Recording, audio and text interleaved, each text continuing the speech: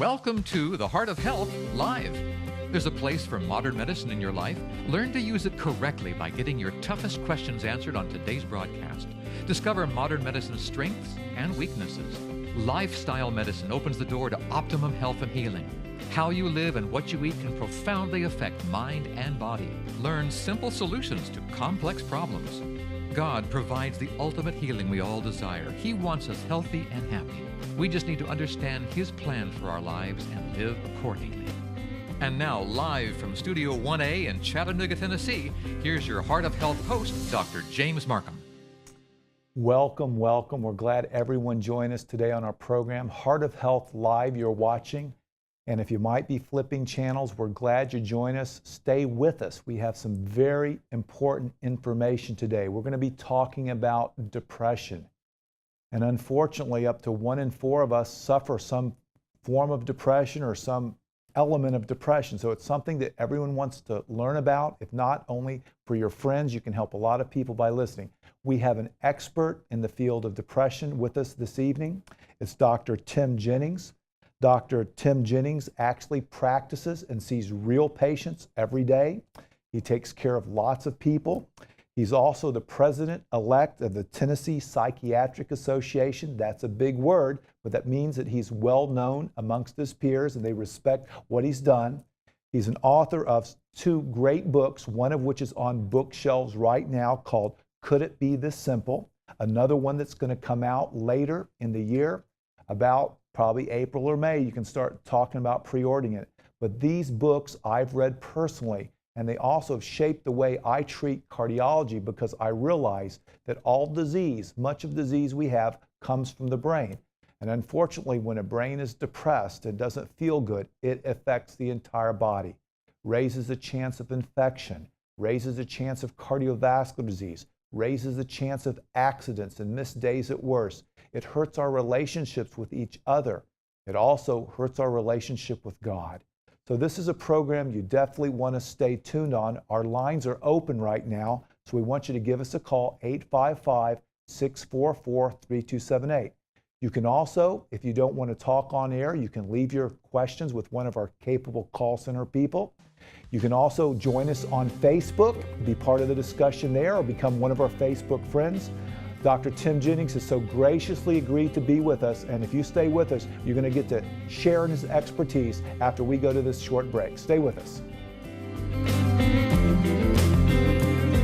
The Heart of Health Live will return in just a moment.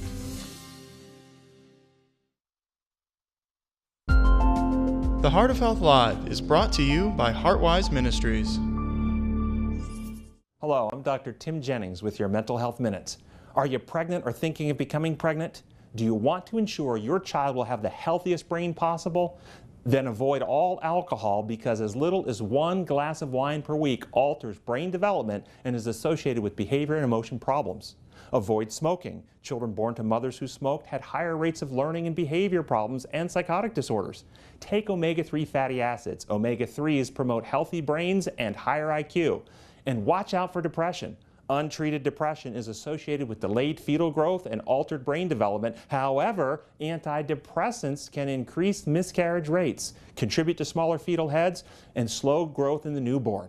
If depressed, consider transcranial magnetic stimulation, the only FDA-cleared, drug-free treatment for depression with no risk to the fetus. To be smart requires a healthy brain, so be smart, do right, and make your child bright. To learn more about mental health, visit comeandreason.com. My life is full of statistics. Thing is, I could have dropped out of school and become one myself, but I didn't because I had people that believed in me. Here's another statistic. 7,000 students drop out every school day. That's 1 every 26 seconds. It's time that students know that we believe in them. Inspire a student and share your message of support at boostup.org. Imagine a classroom with no boundaries. A classroom where reenacting a book is an English class, and repairing a motor is a math lesson. A classroom where caring for horses is biology. This is our classroom. At Bachman Academy, 6th to 12th graders with ADHD, dyslexia, and other language-based learning differences are provided a language-rich, hands-on program of study. With an average of 5 students per teacher, Bachman students receive more attention and have more time to learn while using their own learning strengths. Now, imagine your child in this classroom. To learn more about Bachman Academy, visit our website at www.bachmanacademy.org. Bachman Academy, tapping potential one person at a time.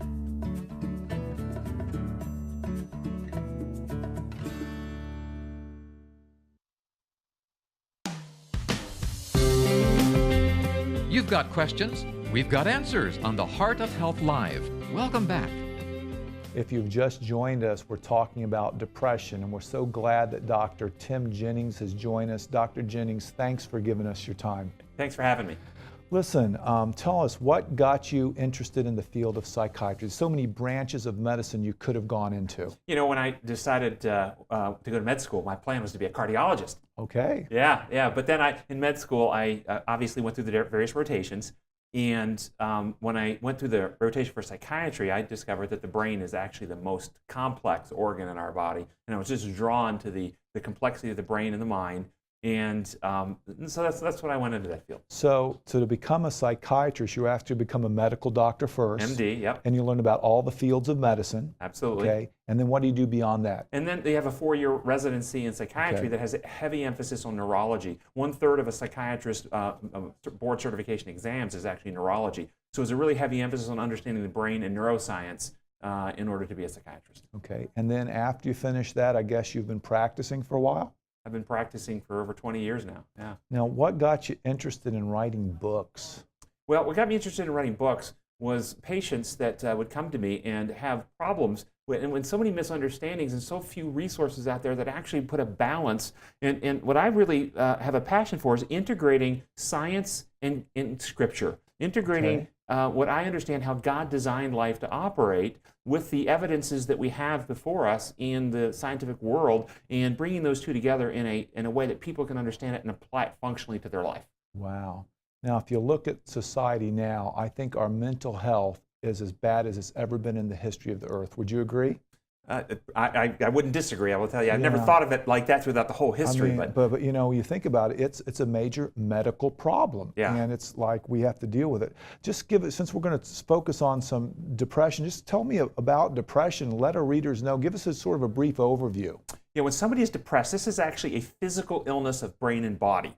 Okay. The part of the brain that we reason and think, right here behind our forehead, this part of the brain, it organizes, plans, and it also modulates mood, is depressed or suppressed. It's not active as normal when someone's depressed. Okay. So the person who's depressed has trouble thinking clearly, concentrating, problem solving. Part of the brain right above the orbit of your eye is the part of the brain that gives you a conviction of wrongdoing, redirects from inappropriate behavior. So if you were at church this weekend and you tried to stand up and take your clothes off in front of everyone, okay, this part of the brain would start firing like crazy, and you'd get really uncomfortable and stress and feel, because this part of the brain is trying to redirect you to get you to stop this inappropriate behavior. Okay. When someone's depressed, this part of the brain is actually overactive, so they get a sense of guilt, a sense of inadequacy, a sense of everything they do is not good enough or not right. A part of the brain behind the bridge of the nose, about a few inches back, is called the anterior cingulate cortex. This part of the brain is where you experience empathy, compassion, connectedness with other people, and it's also the place you make decisions. Okay. And this part of the brain, when someone's depressed, is underactive. Okay. So people feel emotionally disconnected, and they have difficult time making decisions. The part of the brain where you experience fear, called the amygdala, is overactive in depression, so people also have this sense of apprehension and dread, worry, anxiety. And then the part of the brain where you experience pleasure, all pleasure, called the nucleus accumbens, whether it's that runner's high, whether it's your favorite food, whether it's just fell in love, all pleasure. When somebody's depressed, this part of the brain is not reacting. So when people are depressed, there's this constellation of symptoms based on a brain circuitry that's out of balance, where they have trouble concentrating, focusing, they have trouble with decision making, they have emotional disconnect, they feel guilty and inadequate in everything they do, they have a sense of dread and worry and apprehension, and then when things actually go good in their life, there's no joy in life anymore. Now, when the brain circuits are out of balance like this, the fear circuitry is overactive, and peripherally what that does in your body is it actually activates your immune system, causing an inflammatory cascade. Okay. This is devastating to the body. The elevated inflammatory cascade results in insulin resistance in the face of high stress, and high stress causes the stress hormones, glucocorticoids, to release, which means it's pumping glucose into your bloodstream for that fight or flight stress response. But now we're having the inflammatory cascade causing insulin resistance, so we're not able to use that glucose as well. So this chronic imbalance that happens with depression from the brain circuits cause increasing risk, as you mentioned in your opening, of cardiovascular disease, obesity, diabetes, hypercholesterolemia, stroke. Even bone density problems we have problems with osteopenia, osteoporosis for people who are depressed. Wow. Now, this inflammatory cascade, one final step, so there's a three-way process here. Brain circuits out of balance cause an inflammatory cascade, cause physiologic health problems. That inflammatory cascade now reacts back upon the brain, causing cellular damage. Cells in the brain begin to be damaged. And I won't go through all the technical pathway through that happens, but we actually lose brain volume. Parts of the brain start shrinking. Now, I brought a functional scan to show our audience. And on the left, we have a brain that is not depressed. And on the right here, we have a brain that's depressed. And what we're actually seeing here is the bright areas are cells that are using glucose. They're firing. They're talking to each other. They're active. And the cells that are dark, that are not doing anything, these are not dead cells. It's not a stroke here. These cells are just dormant. They're just not active. They're kind of just sedentary and not doing much. And that's what's happening in the brain of people who are depressed. Wow. So a lot of stuff's going on. So the diagnosis of depression, you mentioned some of the symptoms. Is it just talking to people to tell if they have these brains, or do you have to scan everybody? You actually certainly could do a scan, but there's no need to do a scan if you have an experienced healthcare provider who knows what they're looking for. But somebody can come in and look like they're depressed and not actually be depressed, and that's why it does take somebody who has some clinical experience to know how to differentiate between somebody who actually has depression and somebody who doesn't. Now, what's interesting is just once somebody has depression and we have this physiological process going on, that still doesn't tell us why they have depression. And that's the critical thing to wellness. To get somebody well, it's not just enough to say, okay, you've got depression. You have to then start asking those critical questions. In this particular person who sits in my office right now, what's going on in their life that their brain circuits and their body inflammatory cascade is out of whack here, causing depression? So if you remember how those circuits were out of balance that I just described, anything going on in life that will imbalance the circuits that way, decrease dorsolateral prefrontal cortex, upregulate fear circuitry, for instance, anything that does that will push people into depression, or anything that causes higher inflammation in the body will push people towards depression. Right. And so we have multiple different avenues that we can push people in the direction of depression. And so when someone is depressed, we have to look at them as a total package and say, okay, what has gone wrong where, and then begin a holistic treatment plan to get their body and their brain back in balance. Right. So depression might just be something physical. Oh, depression is something physical. Yeah, it's something physical, but something could trigger, like a disease could make depression come on? One of the major factors for depression is the worsening physical health problems you have. Every organ system of your body has as its primary purpose to serve your brain. Right. Okay? So the more physical illness you have, the less effective your body can keep your brain healthy, so the more you're pushed towards brain dysfunction and depression. So when you think a person might have this, one of the first things I guess you would do is to complete physical and make sure there's not contributing factors. Actually, certainly we want them to have a complete physical exam, good lab work done, hypothyroidism, certain sleep disorders are contributing factors to depression. A lot of these things are involved. So once you look at all that and say, listen, I've corrected this and I've corrected that, we're going to talk a little bit about the specifics as we go on today about how you address this complex clinical problem. So depression's pretty, now there's, you got the brain there, which is the part that does the thinking for those that don't know very well. The part of the brain here in the front, this is the dorsolateral prefrontal cortex. This is the part where we reason and think. And when someone is depressed, it's not as active. Okay. And this is the part we want to turn back on. And there are certain avenues through which this can happen. One is, you were talking the physical health problems, but also the thoughts that we have. If people are taking actions that are out of harmony with God's design and they have guilt, for instance, guilt can disrupt this circuitry, unresolved guilt. So the first thing you do not do is just reach for medicine. Well, medicines, we should talk about that because there's a place, but they're really overused. Not the first thing you think about. Yeah, we need to talk about that. Brenda, we're going to be back and answer your question with Dr. Tim Jennings. Give us a call. We're at 855-644-3278, and you're watching the Heart of Health Live.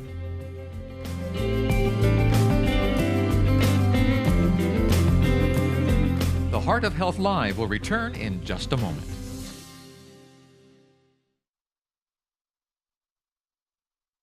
I'm Dr. James Markham, and I talk to patients every day who want to know the truth in healthcare.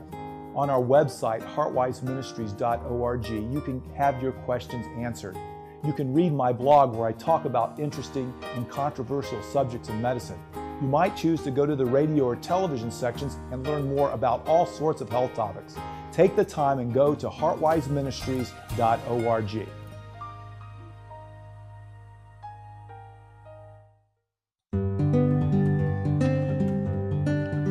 I'd like to think that one day, when we get to heaven, we're going to see a list of people like Jared and Susan, who were introduced to Jesus because of something we said. Or maybe it was as simple as a passing smile. But these people will look into their past and be able to say, I'm here because of you. Recently, you may have heard that Heartwise Ministries has begun spreading the gospel to the young, the old, the sick, and the healthy using this very television program. But we need your help. We want to take this type of medical programming to the non-believer and the person who has closed themselves off to traditional forms of outreach. If you believe as we do and want to support Heartwise so that together we can count more names on the tree of life, please consider donating today at heartwiseministries.org. That's heartwiseministries.org.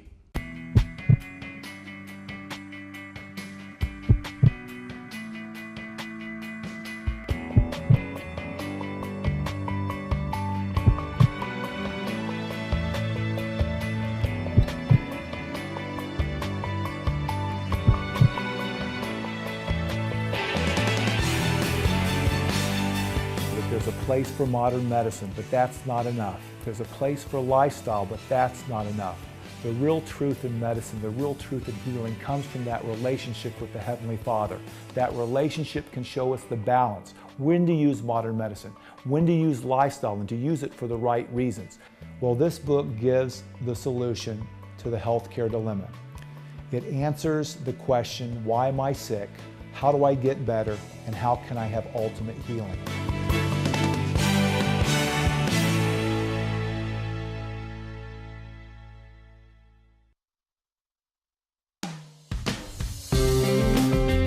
You've got questions, we've got answers on The Heart of Health Live. Welcome back.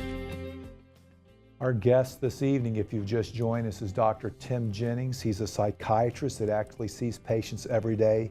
He's president-elect of the Tennessee Psychiatric Association. He's written some great books out there. His website, one of his websites is comeandreason.com.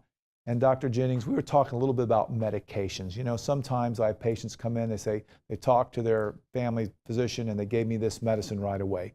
Is that the way we should be doing things? I would tell you, in America, the #1 treatment for depression is antidepressants. But they're overused and they often don't work. In fact, there was a study done by the National Institute of Health where they took patients and were cherry-picked patients. When I say cherry-picked, either never been treated before, or if they'd ever been treated, they always got well. So they excluded people who failed to respond. And then they put them on one of the SSRI medications. Okay. How many percentage of those patients do you think got well? Oh no, how many? 27%. 73% of the patients did not get well on antidepressants. And then they went through a whole series, but the point is every time they switched them, less percentage got well than the 27%.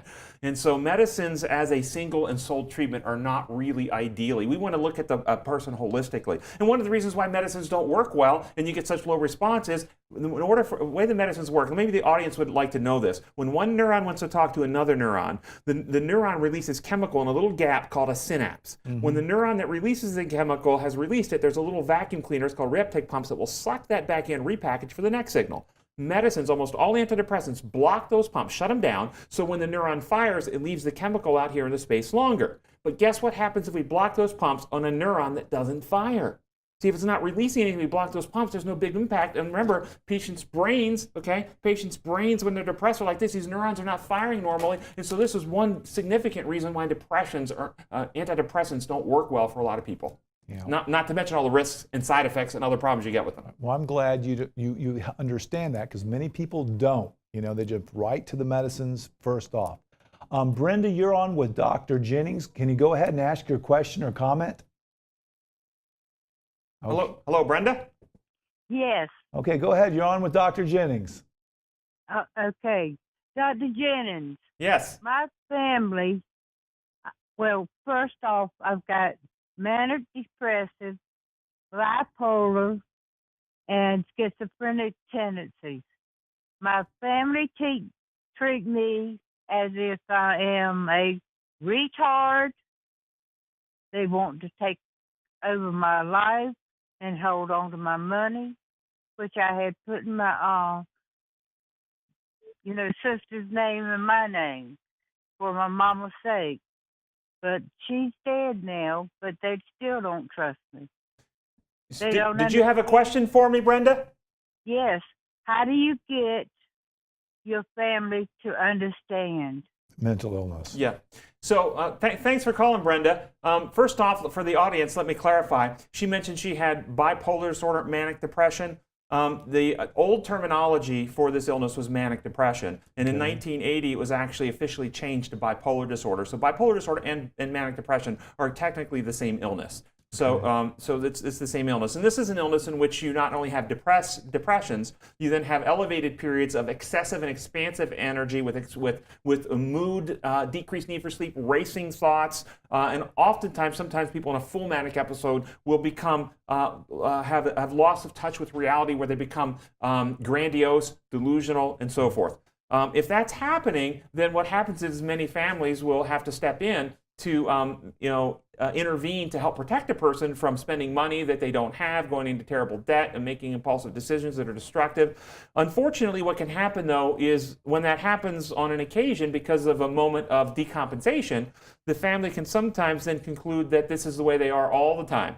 And so the question was, how do we help educate the family? Well, first you have to demonstrate to the family that when you're not either in a depressed or manic state, that you can actually function in a stable way. And most of my patients who have bipolar disorder, when we get them on the proper regimen, they actually are very stable for long periods of time and function completely normally and don't have symptoms that would cause anybody to think there would be a need to step in. So I think the first step would be that you would need to make sure that you are taking responsibility and living in a high functioning way in every aspect of your life. Then you would want to go and educate your family that you appreciate their interventions in your life when you have those moments where you need their help and oversight, and then maybe draw up an agreement with them about certain symptoms. When they manifest, that's when you want them to step in and help you. So Brenda, there's a plan for you. You catch all that? Yeah, I think she's gone. Okay. Well, Brenda, thank you for your call here. That's good advice. You have to sort of prove yourself. Yep. Prove yourself to be going to be stable. We have a question from California here. It says, this person wants to know the relationship between Parkinson's disease and depression. And that's part one. And is there anything that he can do for it?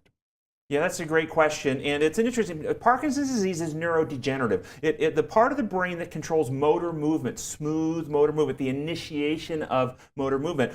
We've discovered that with the brain, it not only controls motor movement, but it also initiates thinking. And so if you know anybody with Parkinson's disease, you'll notice not only do they have less spontaneous movement of their body, they have less spontaneous expression of their face and less spontaneous thinking, because the part of the brain that initiates those types of movements is affected, it's degenerating. And so yes, there is a relationship with Parkinson's disease, because neurons are dying in the brain that give us motivation, initiative, drive, that get up and go, that gets us moving. They're dying, okay? And that gets our thoughts moving as well. And what can be done for it, and my understanding, what needs to be done is you need to see a neurologist, and there needs to be some type of physical intervention. And that physical intervention could be a deep brain stimulator, perhaps, if you don't want medication. I know there are research on stem cell research that's going on in some places, but the most common, of course, is various medications of some kind to increase the amount of dopamine, which is a neurotransmitter in the part of the brain where the neurons that produce it are dying. Wow. So I think that brings up a couple things that I want to talk to you about. Is that it seems like, we talked about, like the thyroid affecting your brain can trigger.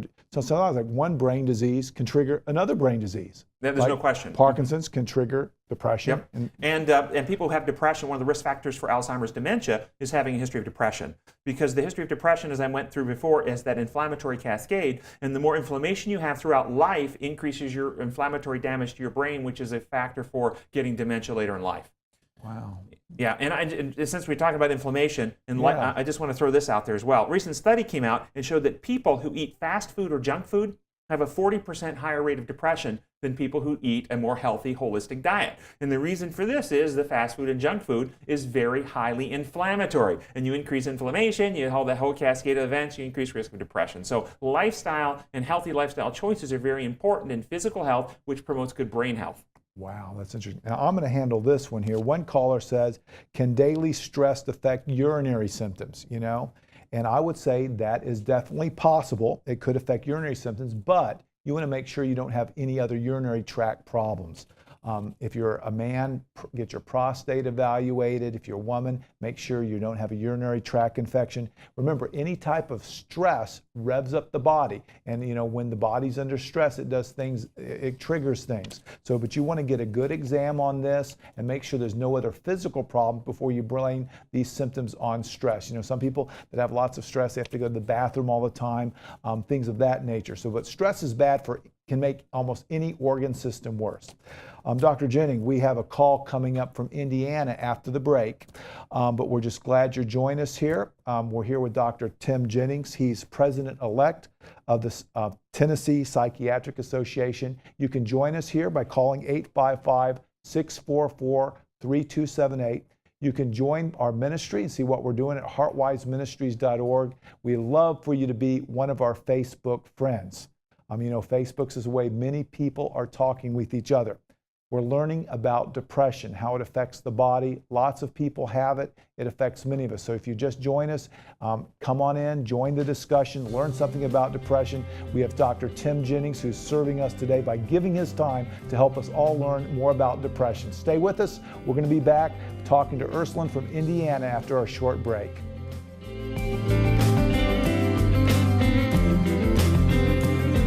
The Heart of Health Live will return in just a moment.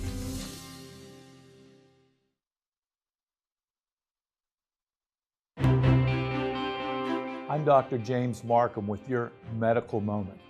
I don't know about you, but I get thirsty if I talk a lot. Well, one of the greatest needs of our body is water. Did you realize that up to 70% of our body is water? All the chemical reactions from the brain to the heart beating to the muscles moving all depend on water. It's one of the most important substances we put in our body. If we get dehydrated, many bad things happen. We can have inflammation, we can have the blood thicken, we can have blood pressure changes, we can even have our heart race. You don't want to be walking around in the desert. Hydrate yourself. How much do you need? Divide your weight in two, that's about how many ounces. Or drink enough water till your urine comes out clean. Remember, water is one of the most important ingredients we put in ourselves every day. To learn more about your health and discover what Dr. Markham is doing in your area, visit heartwiseministries.org. Have you ever heard things about God that didn't make sense? Have you ever thought that science and Scripture cannot be reconciled? Have you heard ideas about God that scare you? Or are you just tired and confused? If you want answers to complex problems, if you want a testable, evidence-based understanding of God and the world around you, an understanding in which the Bible and science harmonize to reveal the reality that God is love all the time, then Come and Reason Ministries is for you. Hi, I'm Dr. Tim Jennings, board-certified psychiatrist, and Come and Reason Ministries is dedicated to helping you learn to discern, to stimulate you to think, to help hone and refine your ability to know the right from the wrong, the healthy from the unhealthy, and teach you how to experience healing of your mind, body, and relationships here and now. If you would like an evidence-based approach to knowing God, then visit us online at comeandreason.com.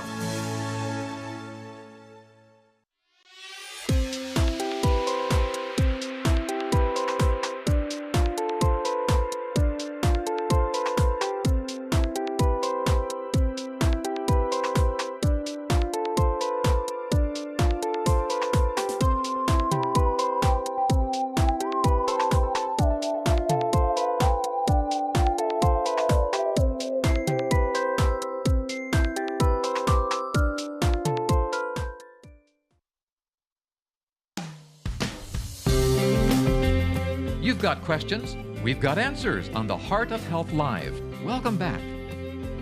We are glad you've taken time out of your busy schedule to learn about depression. We're also answering questions in the field of psychiatry with Dr. Tim Jennings, President-elect of the Tennessee Psychiatric Association. He's speaker, director, president, whatever, of a ministry called Come and Reason, and his website's comeandreason.com. We invite you to check that out as well. Right now we have Ursuline, I might have said that, from Indiana. You're on with Dr. Tim Jennings. Go ahead.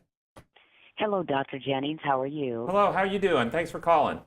Thank you for taking my call. The reason for the call is I'll give you an elevator speech. 1985, I had a encounter of a first panic attack. I was actually in a car as a passenger. It progressed and got worse. My medical doctor, which is a secular doctor, he put me on Xanax and Paxil. So I ended up with Xanax for 30 years. Now it's at the point that I had to take more Xanax than what was, because I found out it is an addictive medication. And now I'm not even able to, at this point, to even be a rider on the highway. It's basically in a highway and where there's a space. So I've seen a psychiatrist and a therapist. They were secular, but I'm still on medication. God's got some awesome things for me to do in life, but it's holding me back. It's a stronghold, and I'm ready to be rid of this. What would you suggest? Well, I'm glad you called, because panic episode is not unusual. Almost everybody will have a panic episode sometime in their life.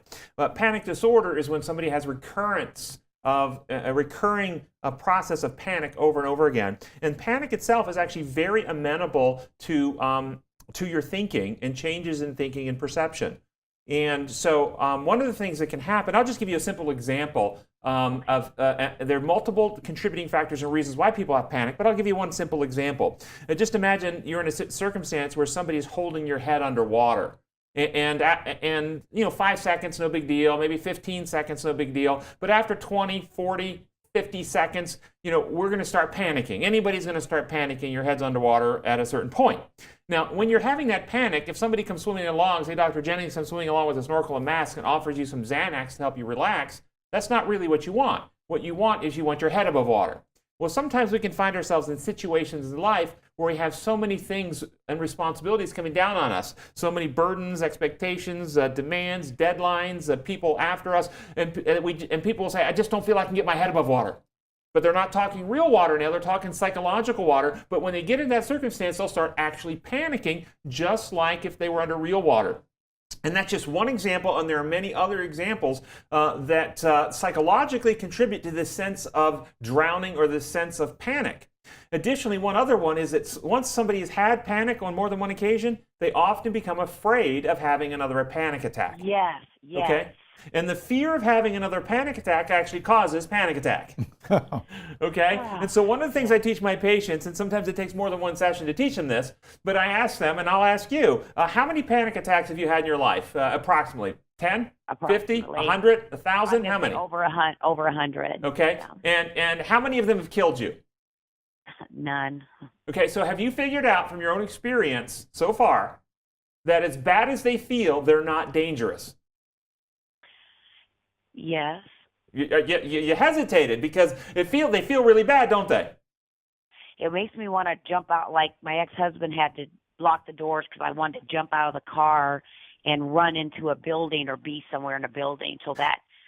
So the first thing you have to recognize, if you really want to move past this, is to recognize from your experience, not because Dr. Jennings said it, but from your experience, that as bad as these feel, they are not harmful. So that in your mind, because what happens when people have had these, they're so afraid of having another one, they become hyper-vigilant. You begin monitoring your own body signals, and you look for the little sharp pain that might be going through as a gas bubble goes through your gut, and you go, oh no, not another one, and you actually trigger the whole panic thing happening. And so the first thing you have to do is you have to stop being afraid of panic. They can't harm you, they can only feel bad. And so you shift your mental attitude towards panic from fear to dread or dislike. Have you ever had menstrual cramps? Yes, I have. And can they interfere with your functioning? Yes, they did. And do you like them? Having a hysterectomy. No, I didn't. Are you afraid of them? No, I wasn't afraid of them, but I didn't. That's the attitude you have to develop towards panic. They can interfere with you. You don't like them. They don't feel good, but they're not dangerous, so I'm not going to be afraid of them anymore. If you can make that switch in your mind, you will reduce your panic by 75% without even doing anything else. And then if you follow up with a good therapist that can help you get some of the other cognitive things that are going on in your mind that contribute to panic, you can probably get these things knocked out in a few months. Thank you. All right, you take care. Thanks for calling. Thank you. You're welcome. Bye. Wow, that was some great. That must be scary to have those type of feelings, but that was some great advice. We have another question that's come in and says, in depression, are there some natural remedies that I can do for depression? Okay, this is a great question. Yeah. And to answer the question, I want people to remember what we talked about earlier, how the brain circuits are out of balance, okay? And how there's a high inflammatory cascade going on that are pushing people to depression. So to the degree we can reverse that process, then we can help treat or put the brain back in a healthy direction. So change in lifestyle, removing the high inflammatory foods, adding in anti-inflammatory foods, which would be fruits, vegetables, and things like this that are high antioxidants. And then there's certain nutrients that are very important for brain health that actually have shown to help mood stabilizing effects. Omega-3 fatty acids, and I won't go into all the details on that right now. If we have time, we'll come back to it. N-acetylcysteine. N-acetylcysteine is a mitochondrial membrane stabilizer. Mitochondria, little organelles inside your cells that produce energy. When people have mood disorder, they're dysfunctional. They kick out lots of free radicals. This is damaging to the brain. When you take N-acetylcysteine as a supplement, it actually stabilizes those membranes and actually improves not only cognition, but it stabilizes mood. L-methylfolate. L-methylfolate is the metabolized version of folic acid. Only the metabolized version of folic acid crosses the blood-brain barrier where it's a required cofactor for your brain to make neurotransmitters like dopamine, norepinephrine, serotonin.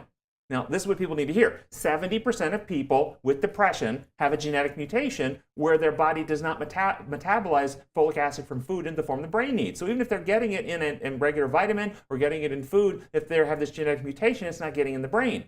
Antidepressants do not cause the brain to make neurotransmitters. Antidepressants affect the machinery that transports them. So if we use a little analogy, Little Debbie factory makes Little Debbies, trucks move Little Debbies around, antidepressants are working on the trucks. L-methylfolate causes the factory to make more. So if we have an L-methylfolate deficiency, factory shut down, we give meds, we may speed up the trucks or affect the machinery that transports them, but we don't have any neurotransmitters, so it's not having a big clinical impact. So this is another thing you can do. Also, physical exercise. When you exercise regularly, your muscles produce interleukin-10, which is a very powerful anti-inflammatory interleukin that suppresses those inflammatory factors that we talked about earlier. Also, exercise causes the brain to produce endorphins and enkephalins, which help mood. And more importantly, regular exercise turns on multiple different neurotrophins. Neurotrophins are proteins that cause the brain to make new neurons. So you actually will sprout new connections, make new neurons. A study done of elderly people showed that if they exercise regularly, they actually could measure 2% growth in the memory circuits of the brain. It's called the hippocampus, which reversed over 2 years of aging just by exercising regularly. So physical exercise is critical to good brain health. So all of these things, and then healthy spirituality.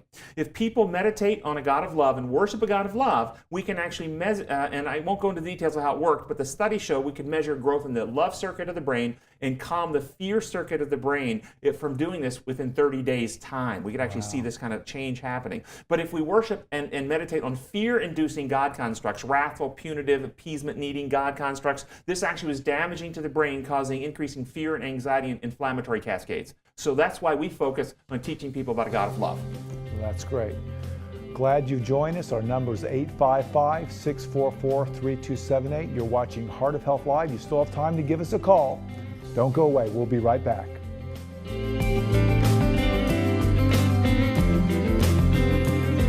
The Heart of Health Live will return in just a moment.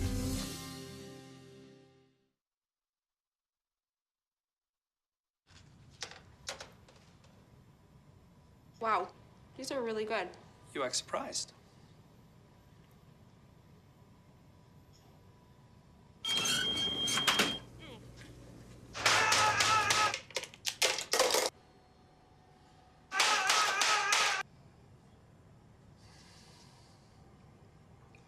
Practice makes perfect. You don't have to be perfect to be a perfect parent. There are thousands of teens in foster care who don't need perfection. They need you.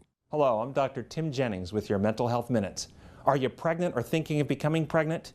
Do you want to ensure your child will have the healthiest brain possible?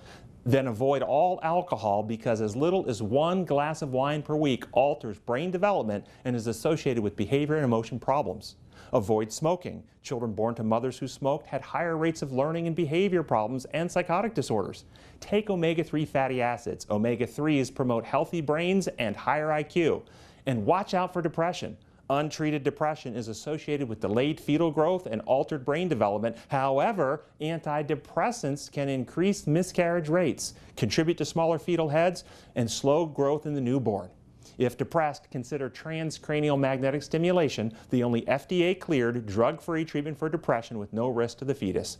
To be smart requires a healthy brain, so be smart, do right, and make your child bright. To learn more about mental health, visit comeandreason.com. Hi, I'm Dr. James Markham, speaker, director of Heartwise Ministries.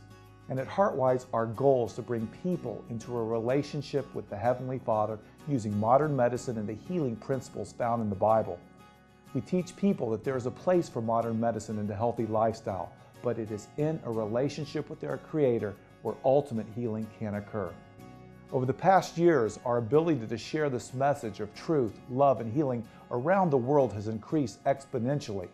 But to continue this steady growth, we need your help. We are looking and praying for 100 individuals willing to give $1,000 a year. If the Spirit is moving you to become one of the Heartwise 100, won't you consider donating online today at heartwiseministries.org.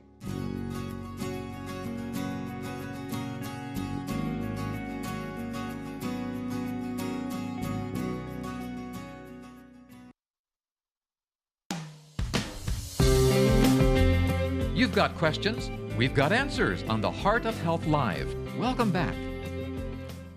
Hi, I'm glad you've stayed with us. We're answering questions not only about depression, but about different mental illnesses. I almost tripped over that word. And it's a big deal. 1 in 4 of us suffer from it. The world we live in puts a lot of stress, and there's lots of physical things. And if you have mental illness or think you might be getting it, this is what we want to treat. We want to do these things so we can prevent things. We have a quick question here. This person's taking Zoloft. Is this a good medicine for depression? It is no better nor any worse than any of the other antidepressants on the market, really. The question is, are you well on this with no side effects? Then it's a good medicine for you. Right. So that's the deal. And the success rate of any of these? They're basically all the same. Yeah, they're not. None has really been shown to be better than the others. And it's others. just sort of mix and match type of thing, isn't it? Yeah, different people respond differently to okay. Some do one well, another with different one. And this is a question that deals with watching Christian videos. Versus watching secular TV. Can different types of things we watch? For children or for adults? For children. It says specifically for children. What type of things should they be watching? You know, this is very critical. And and before we answer the question, you need to understand a little about normal brain development. When a baby is born into the world, the baby's brain has hundreds of millions of neurons more at birth than that brain will have by the time the baby is 8 years of age. For the first 8 years of age, regardless of the child environment, if it's a healthy environment or not, the brain is busy knocking off neurons by the hundreds of millions. That doesn't sound too good, but conceptualize it as Michelangelo's block of marble when Michelangelo gets it, and Michelangelo's block of marble when he's done with it. When he's done with it, he has less marble, but he now has a masterpiece. Mm-hmm. The brain comes into the world prepared to be acted upon by education, environment, experience. Neural circuits which are being exercised and used will actually expand. New neurons will be recruited to it. That neural circuitry will get bigger and more complicated. But neural circuits which are not being used will be pruned back and deleted. Okay, this is normal brain physical development. So when we understand that, then we can think, okay, what about television? What's it going to do to the brain, and how's it going to affect it? And the critical thing, a lot of people say, well, is it rating, G rating versus R rating? Is that the critical thing? It's not. That's actually secondary. The critical thing is whether it's theatrical in entertainment in nature or educational in nature. Theatrical television has its primary function on the brain to activate the emotion circuits of the brain while simultaneously turning off prefrontal cortex where you reason and think. The theatrical programming that we watch, it wants to get an emotional reaction, to get you to laugh if it's a comedy, to get you to cry if it's a drama, to get you to be afraid if it's a suspense, to get you irritable or angry in some movies, but it's to get an emotional reaction. And the more intense the emotion, then the better the programming. And while simultaneously turning off your thinking parts. And if you don't believe me, if you watch theatrical television, the next time you're watching your favorite show, actually start thinking about it. Start asking critically the whole way through, what's the likelihood this could happen in real life? And if you do that, you'll suddenly find, hey, this isn't as enjoyable.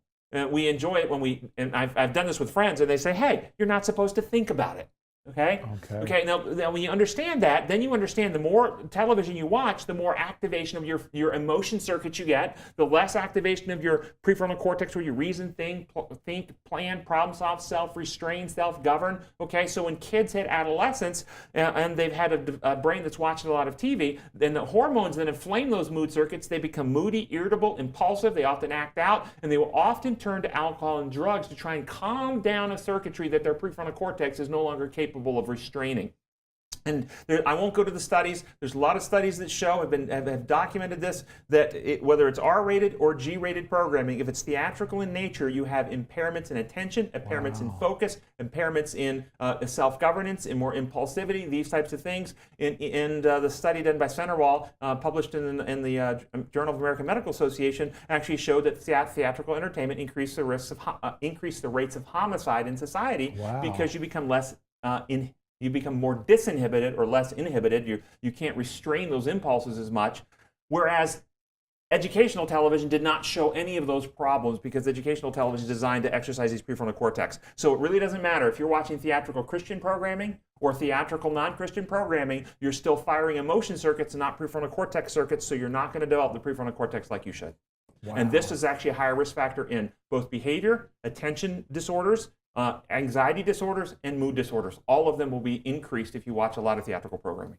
Wow, that's very interesting. And fortunately, our program that we're doing tonight, this is educational programming. So you can watch this and record it and watch it over and over again. There you go. There you go. And if you want to, you can watch it on their website. Again, that's heartwiseministries.org. You can watch this program. It'll be on all the time. You can always go and download it if you missed something, because Dr. Jennings talks very fast. You can always go back and watch it again. Kay, I'm from Alabama. You're on with Dr. Tim Jennings. Go ahead. I just wanted to share briefly with you that in 1990 I was diagnosed with bipolar disorder, but I don't have extreme manic things, and I don't get extremely depressed. I've done a lot of research, and I believe that I have PTSD, and I read a book called EMDR by Francine Shapiro, and the treatments seemed like, when I read the book, that they would be ideal for me, and I wanted to know if you know about EMDR, and what is your opinion of those treatments? Yeah, thanks for calling. And I'd like to first say to our audience that bipolar disorder is one of the disorders that's most commonly misdiagnosed. Okay. About 70% of the time, it's misdiagnosed. Okay. And it's missed on both sides of that equation. Patients with it don't get diagnosed properly as bipolar, and many patients get diagnosed as bipolar who don't actually have bipolar. And there's a lot of things that can mimic or look like it. Attention deficit patients, because of the prefrontal cortex dysfunction, can have mood instability and get wrongly diagnosed as bipolar. Post-traumatic stress people, particularly if the trauma's happened in childhood, not in adulthood, generally will grow up with a lot of mood instability that can be misdiagnosed as bipolar disorder. So now to your question about the EMDR. This is a therapy that is designed to help people with trauma issues, process those trauma issues, and basically make different and new neural pathways for handling those emotional memories. And basically, while you're processing the emotional memories, they're having you do some rapid eye movements, and the rapid eye movements are simultaneously activating the neural circuits that fire the motor movements of the eyes, and that seems to have an impact on what's going on in the brain. So it allows you to process those things without going down the same old, recurrent, habitual, dysfunctional pathway. So some people have found it very beneficial. It would be reasonable for you to explore. Kay, is it helping you? Have you tried it?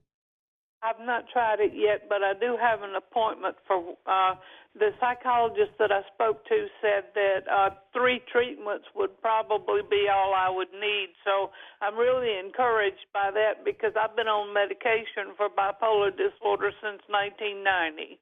Yeah. Well, I encourage you to go try it and see if that helps you. Yeah, thank you very much. That's what I wanted to hear. You're welcome. You know, that was very, very interesting, Dr. Jennings, that you point out misdiagnosis.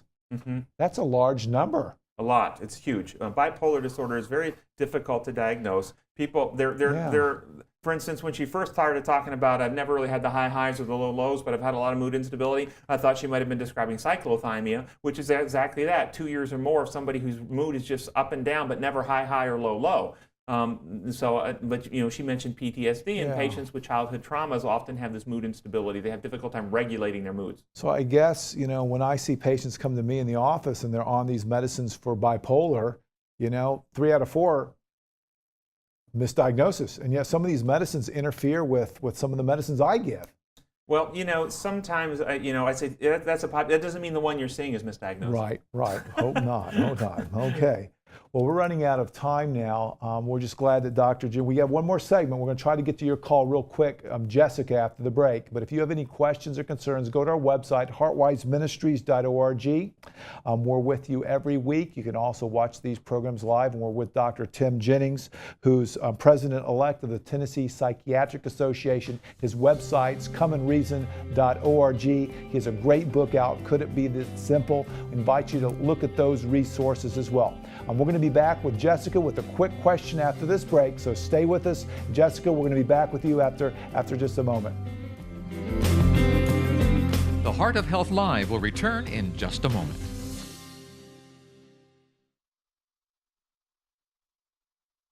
I'm Dr. James Markham, and I talk to patients every day who want to know the truth in healthcare.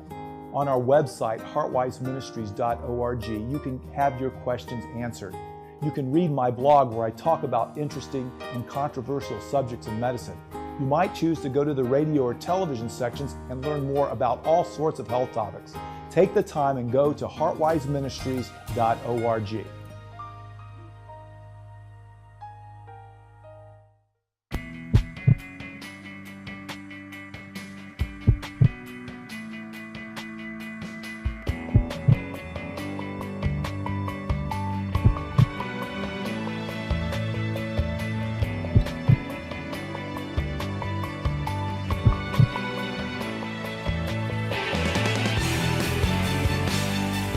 There's a place for modern medicine, but that's not enough. There's a place for lifestyle, but that's not enough.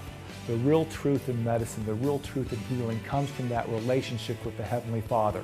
That relationship can show us the balance, when to use modern medicine, when to use lifestyle, and to use it for the right reasons. Well, this book gives the solution to the healthcare dilemma. It answers the question, why am I sick? How do I get better? And how can I have ultimate healing?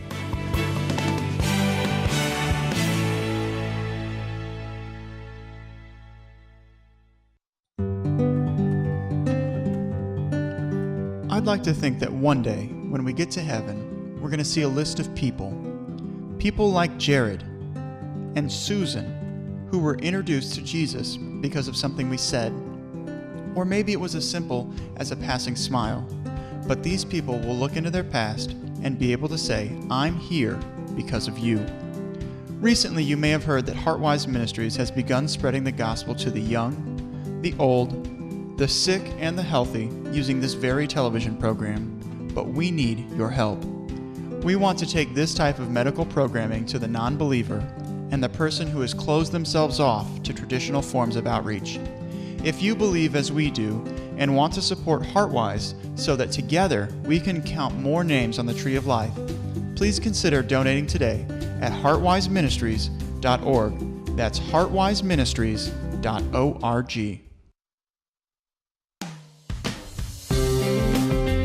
You've got questions, we've got answers on the Heart of Health Live. Welcome back.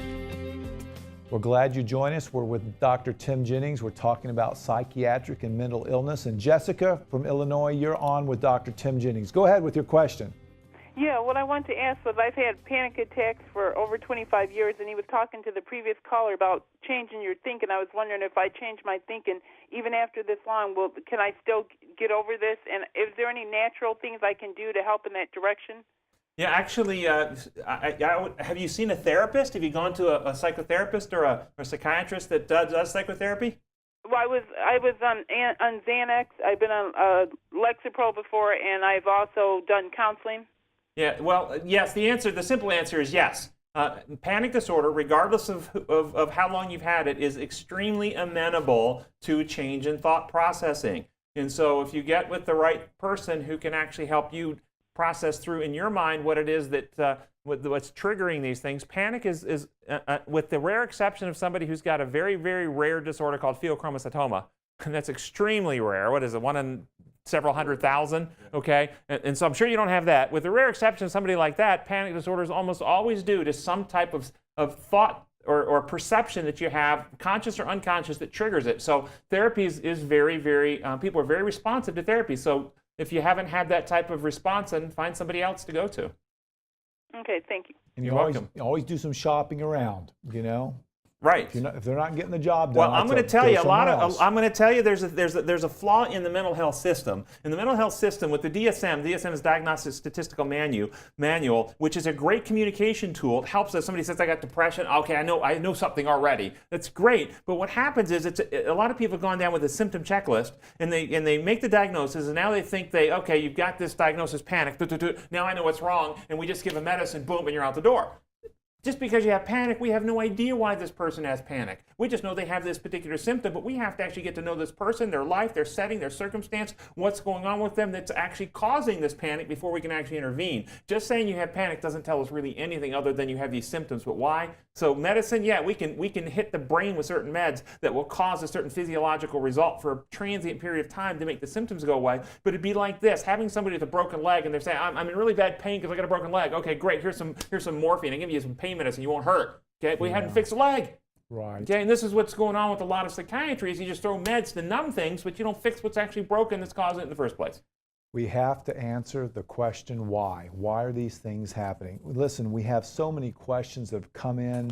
We're not going to be able to get to them all, but we're going to have Dr. Jennings back again, and we're going to keep answering your questions. You can go to the website, heartwiseministries.org, and we'll try to address some of these issues that you might have. Dr. Jennings, we have a little bit of time left. What would you like to leave with our audience today as some parting words here? Well, what I'd like to say to the audience is that God has constructed life to operate in certain protocols, principles, some call these laws, that life is built to operate upon. If we, physical, relational, spiritual, psychological, if we live in harmony with those laws, we are healthier, and then because we're healthier, we're happier. If we break those laws or those protocols, then what happens is we start experiencing problems. First, initial pain, discomfort, and then disease, and then dysfunction. And so I would encourage you to understand God's design for life and live in harmony with it. Thank you.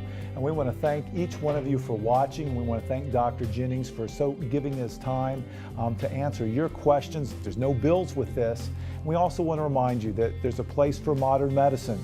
There's a place for lifestyle, but it's in that relationship with the Heavenly Father that we can all be assured that we're going to find healing. Well, you can join us every week at this time on your local station. We're glad you're joining us.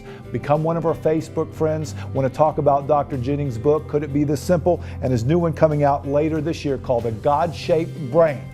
Thanks for joining us. We're going to be back next time.